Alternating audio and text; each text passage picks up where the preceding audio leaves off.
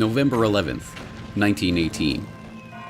All across the Western Front, the clocks that were lucky enough to escape the 4 years of shelling chimed the 11th hour. And with that, the First World War came to an end. From 10 o'clock to 11, the hour for the cessation of hostilities, the opposed batteries simply raised hell. Not even the artillery prelude to our advance in the Argonne had anything on it. To an attempted advance was out of the question. It was not a barrage. It was a deluge. Nothing quite so electrical in effect as the sudden stop that came at 11 a.m. has ever occurred to me. It was 10:60 precisely, and the roar stopped like a motor car hitting a wall. The resulting quiet was uncanny in comparison. From somewhere far below ground, Germans began to appear. They clambered to the parapets and began to shout wildly. They threw their rifles, hats, bandoliers, bayonets, and trench knives toward us. They began to sing. Lieutenant Walter A. Davenport, 101st Infantry Regiment, U.S. Army.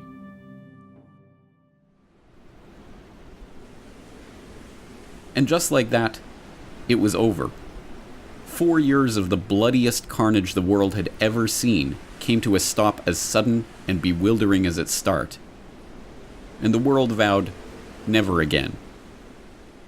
Each year, we lay the wreath. We hear the last post. We mouth the words, never again, like an incantation. But what does it mean? To answer this question, we have to understand what World War I was. World War I was an explosion. A breaking point in history. In the smoldering shell hole of that great cataclysm lay the industrial era optimism of never-ending progress. Old verities about the glory of war lay strewn around the battlefields of that great war, like a fallen soldier left to die in no man's land. And along with it lay all the broken dreams of a world order that had been blown apart. Whether we know it or not, we here in the 21st century are still living in the crater of that explosion, the victims of a First World War that we are only now beginning to understand. What was World War I about? How did it start? Who won? And what did they win? Now, 100 years after those final shots rang out, these questions still puzzle historians and laymen alike. But as we shall see, this confusion is not a happenstance of history, but the wool that has been pulled over our eyes to stop us from seeing what World War I really was. This is the story of World War I that you didn't read in the history books. This is the World War I conspiracy.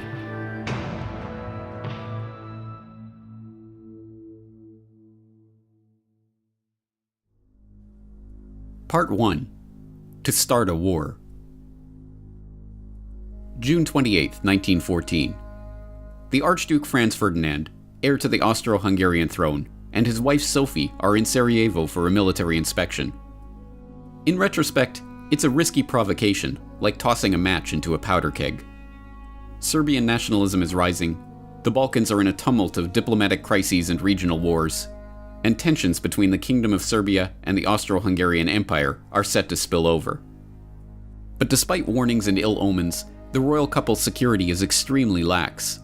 They board an open-top sports car and proceed in a 6-car motorcade along a pre-announced route. After an inspection of the military barracks, they head toward the town hall for a scheduled reception by the mayor. The visit is going ahead exactly as planned and precisely on schedule. And then, the bomb goes off.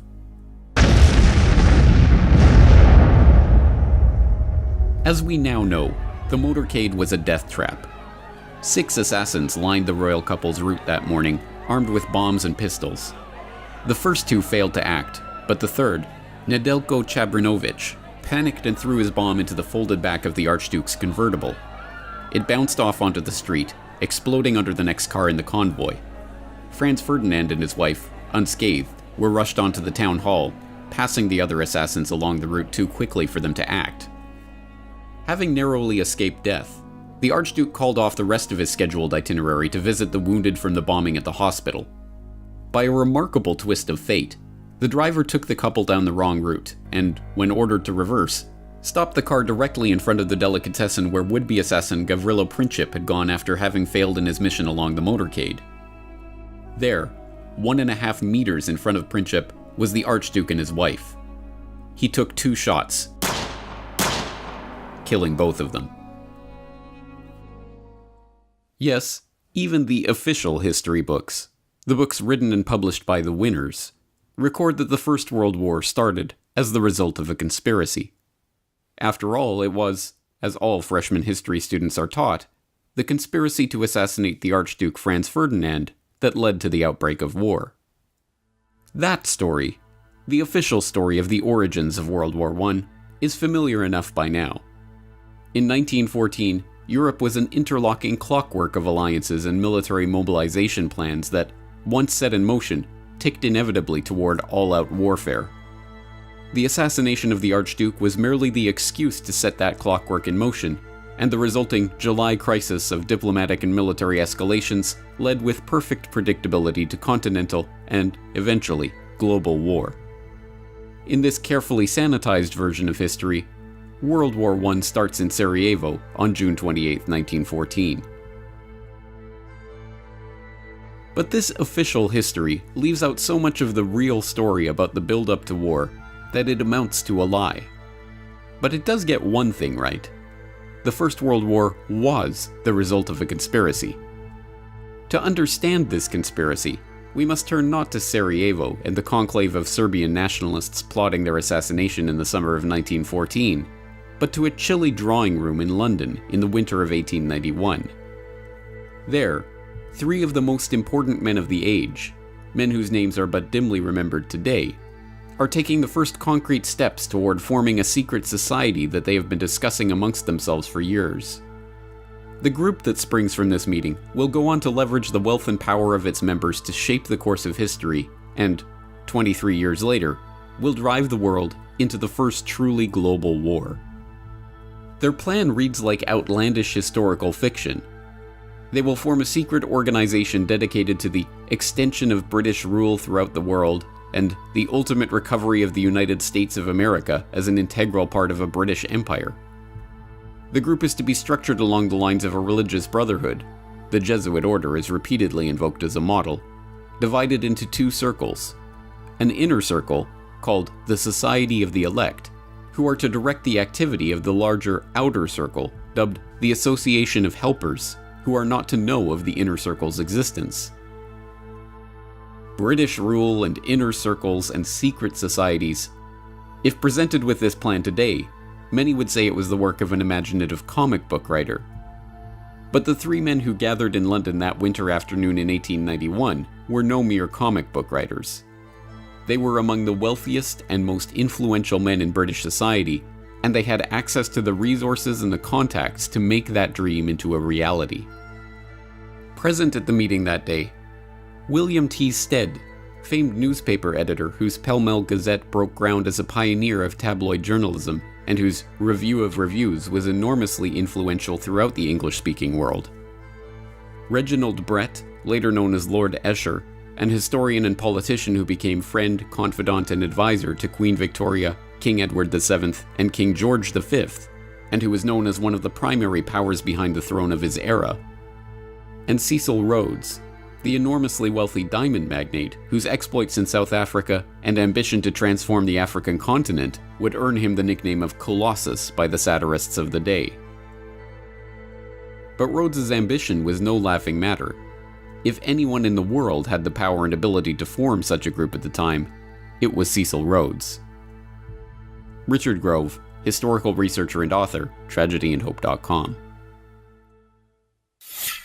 Cecil Rhodes also was from Britain. He was educated at Oxford, but he only went to Oxford after he went to South Africa. He had an older brother. He follows him to South Africa. The older brother was working in the diamond mines, and by the time Rhodes gets there, he's got a setup, and his brother says, I'm going to go off and dig in the gold mines. They just found gold.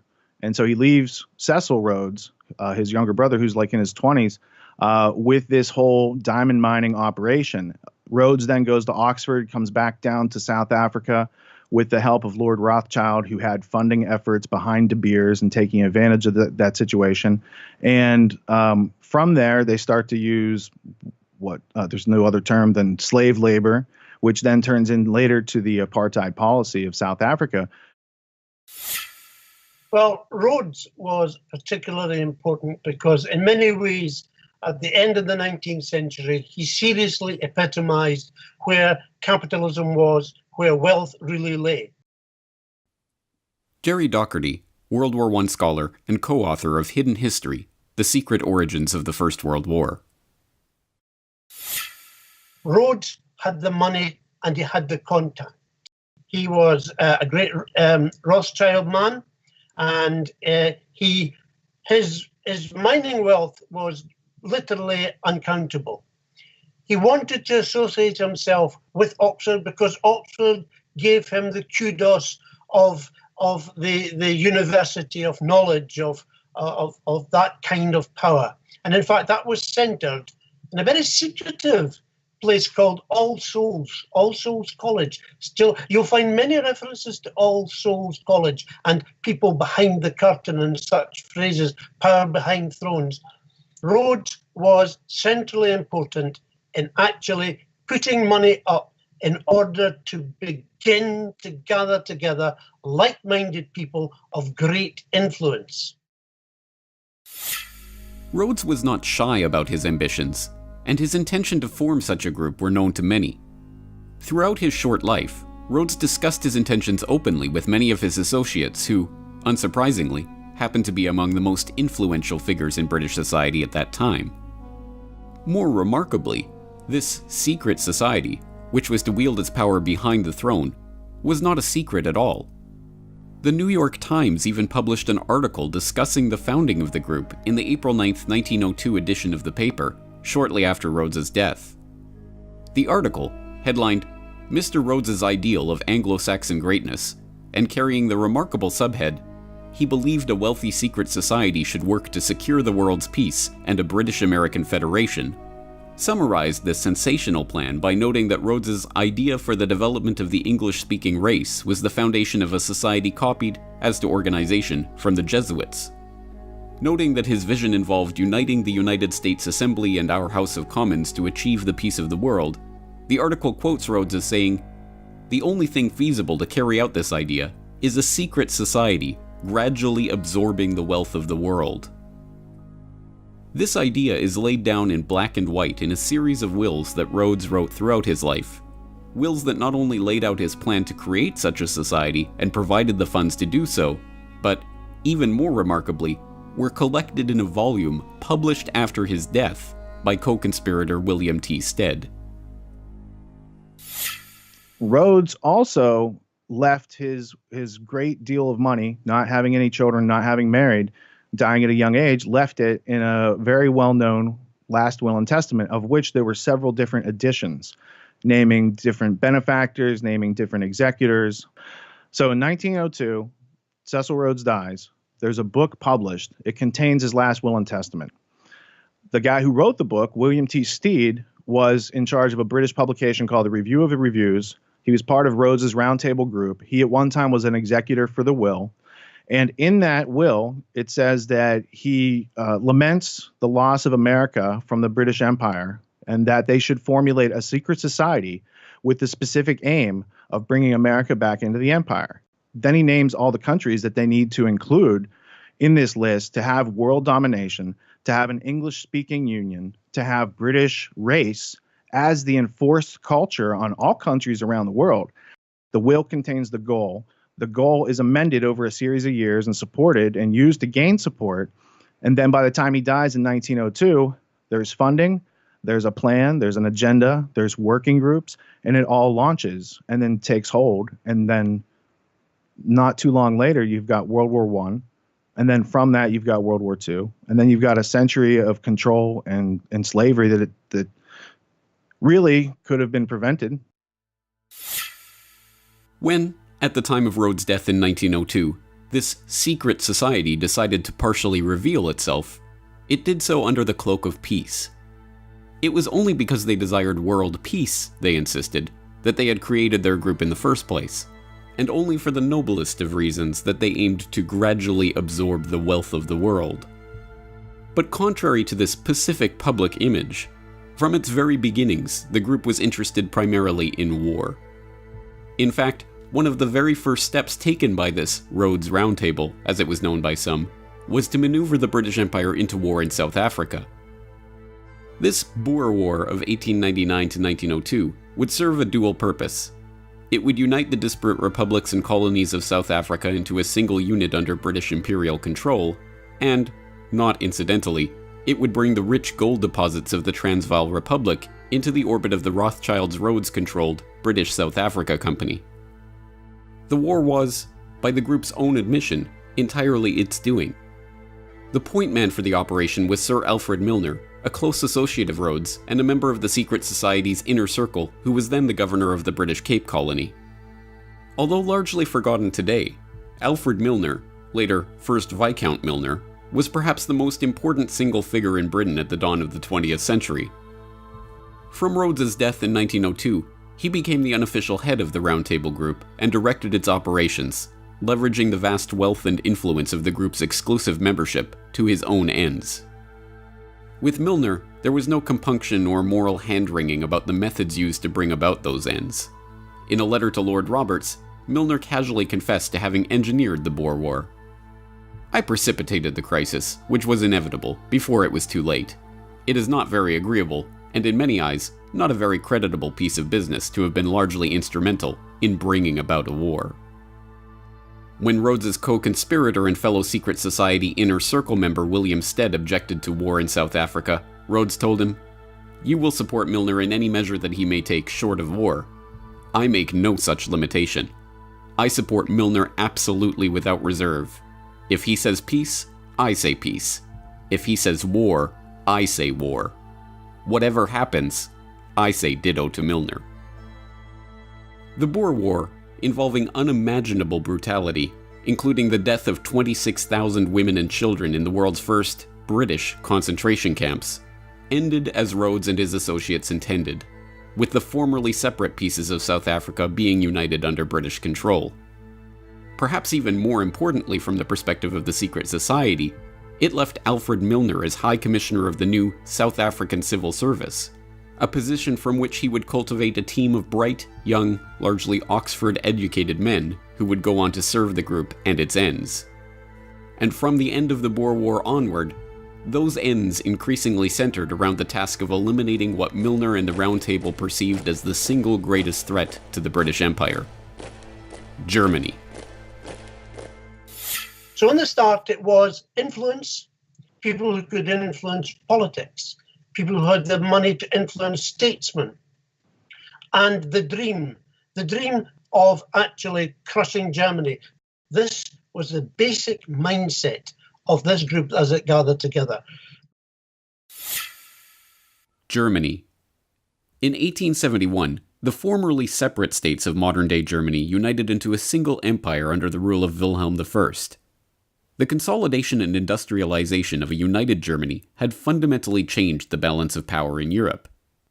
By the dawn of the 20th century, the British Empire found itself dealing not with its traditional French enemies or its long-standing Russian rivals for supremacy over Europe, but the upstart German Empire. Economically, technologically, even militarily, if the trends continued, it would not be long before Germany began to rival and even surpass the British Empire. For Alfred Milner and the group he had formed around him out of the old Rhodes Round Table Society, it was obvious what had to be done. To change France and Russia from enemies into friends as a way of isolating and, eventually, crushing Germany. Peter Hoff, author of The Two Edwards, How King Edward VII and Foreign Secretary Sir Edward Grey Fomented the First World War. Yes, well, from the British perspective, Germany, after their unification in 1871, they became very strong very quickly. And this, over time, this worried the British more and more. They began to think that Germany represented a challenge to their world hegemony.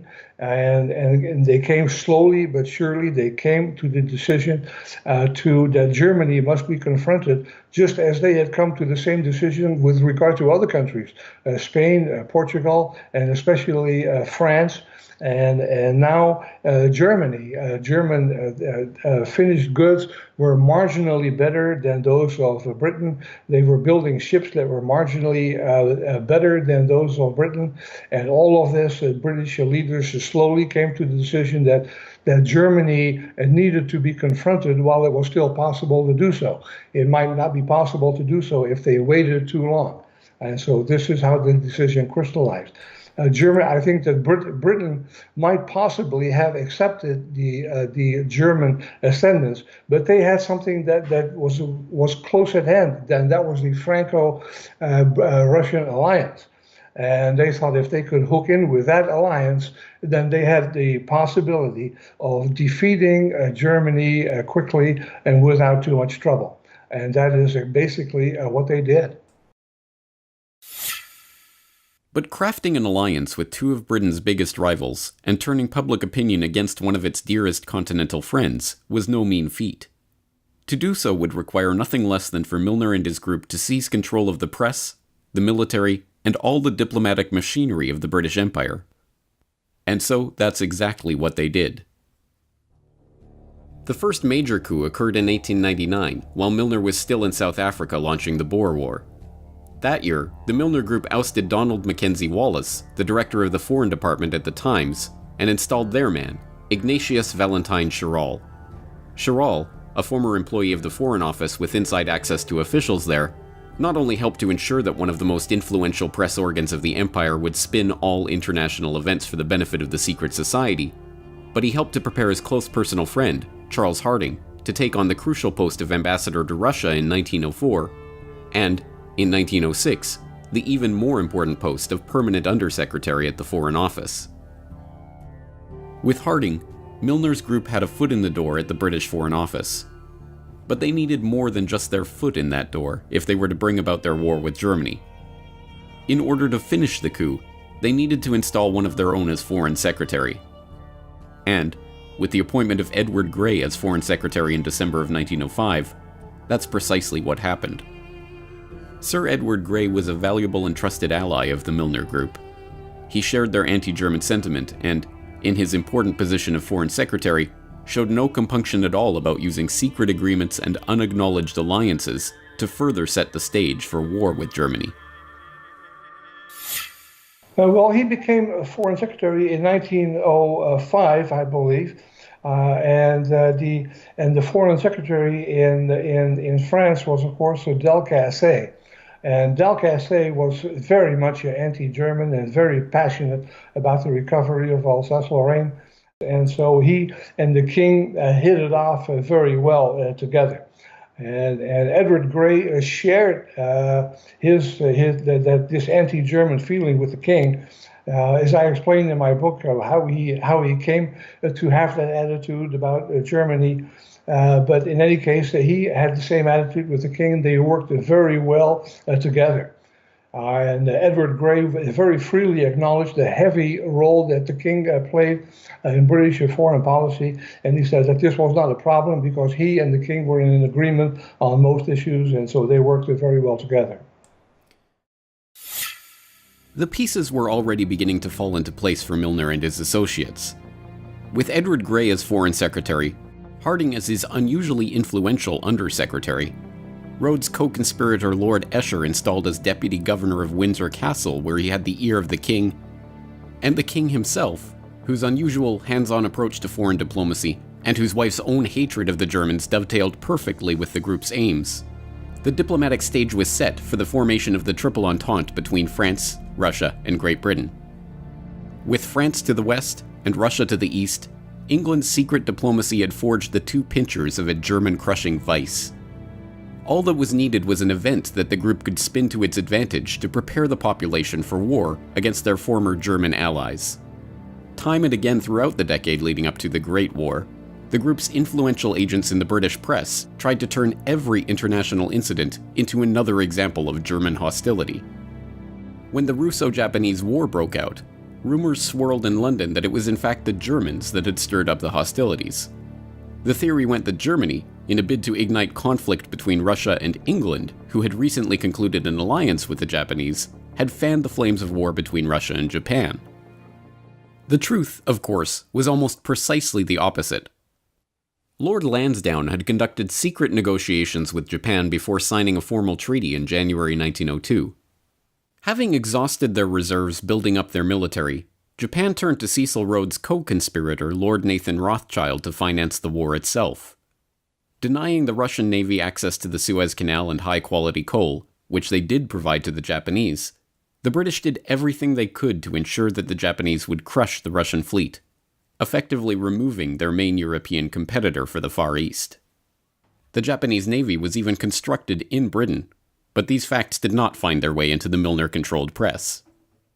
When the Russians accidentally fired on British fishing trawlers in the North Sea in 1904, killing 3 fishermen and wounding several more, the British public was outraged. Rather than whip up the outrage, however, the Times and other mouthpieces of the secret society instead tried to paper over the incident. Meanwhile, the British Foreign Office outrageously tried to blame the incident on the Germans, kicking off a bitter press war between Britain and Germany. The most dangerous provocations of the period centered around Morocco, when France, emboldened by secret military assurances from the British and backed up by the British press, engaged in a series of provocations, repeatedly breaking assurances to Germany that Morocco would remain free and open to German trade. At each step, Milner's acolytes, both in government and in the British press, cheered on the French and demonized any and every response from the Germans, real or imagined.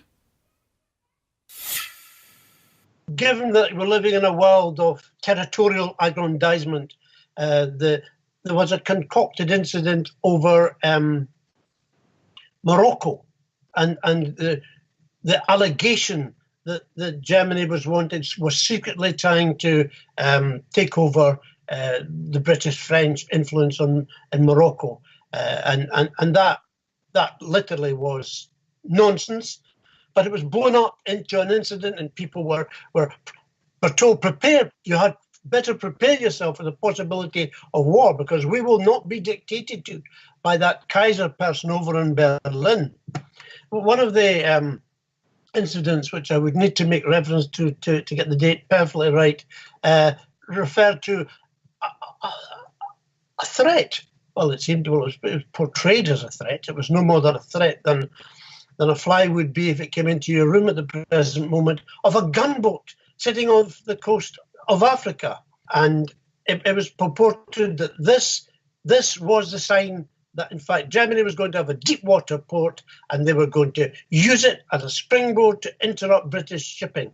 When we researched it, Jim and I discovered that the size of that so-called gunboat was physically smaller than the King of England's royal yacht. But history has portrayed this as a massive threat to the British Empire and its masculinity, if you like, because that's how they saw themselves. Ultimately, the Moroccan crises passed without warfare because, despite the best efforts of Milner and his associates, cooler heads prevailed. Likewise, the Balkans descended into warfare in the years prior to 1914, but Europe as a whole didn't descend with them. But, as we well know, the members of the Round Table in the British government, in the press, in the military, in finance, in industry, and in other positions of power and influence eventually got their wish. Franz Ferdinand was assassinated, and within a month, the trap of diplomatic alliances and secret military compacts that had been so carefully set was sprung. Europe was at war.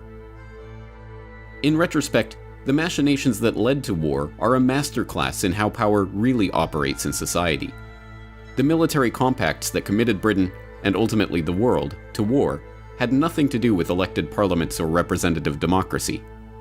When Conservative Prime Minister Arthur Balfour resigned in 1905, deft political manipulations ensured that members of the Round Table, including Herbert Henry Asquith, Edward Grey, and Richard Haldane, three men who Liberal leader Henry Campbell Bannerman privately accused of Milner worship, seamlessly slid into key posts in the new Liberal government and carried on the strategy of German encirclement without missing a step. In fact, the details of Britain's military commitments to Russia and France, and even the negotiations themselves, were deliberately kept hidden from members of parliament and even members of the cabinet who were not part of the secret society. It wasn't until November 1911, a full 6 years into the negotiations, that the cabinet of Prime Minister Herbert Henry Asquith started to learn the details of these agreements that had been repeatedly and officially denied in the press and in Parliament. This is how the cabal functioned: efficiently, quietly, and, convinced of the righteousness of their cause, completely uncaring about how they achieved their ends. It is to this clique, not to the doings of any conspiracy in Sarajevo, that we can attribute the real origins of the First World War, with the 9 million dead soldiers and 7 million dead civilians that lay piled in its wake. But for this cabal, 1914 was just the start of the story. In keeping with their ultimate vision of a united Anglo-American world order, the jewel in the crown of the Milner Group was to embroil the United States in the war, to unite Britain and America in their conquest of the German foe. Across the Atlantic, the next chapter in this hidden history was just getting underway. Next time on the World War I Conspiracy.